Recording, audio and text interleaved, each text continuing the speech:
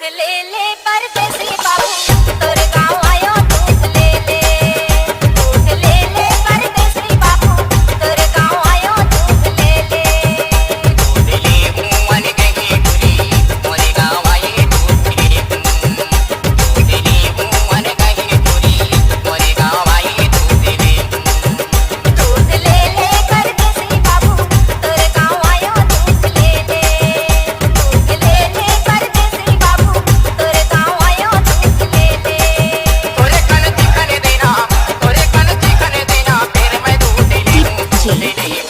कमलेश दूध ले ले परदेसी बाबू तोरे गाँव आयो दूध ले ले। दूध ले ले परदेसी बाबू तोरे गाँव आयो दूध ले ले।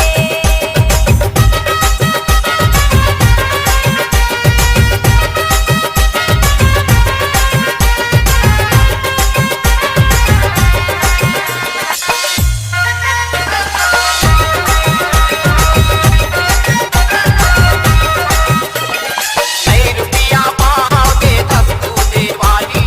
नए रुपया पाओगे दस दूध वाली। दे दे उधारी पैसा दे सौगाली। दे दे उधारी पैसा दे सौगाली। एक रुपया पा ज्यादा नहीं है खा। एक रुपया पा ज्यादा नहीं है खा। तुम साथ खाओगी लइका सिखावा। तुम साथ खाओगी लइका सिखावा। अंगूरी के धरत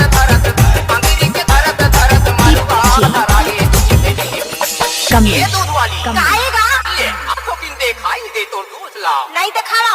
ले आ दिखा दे। नहीं दिखा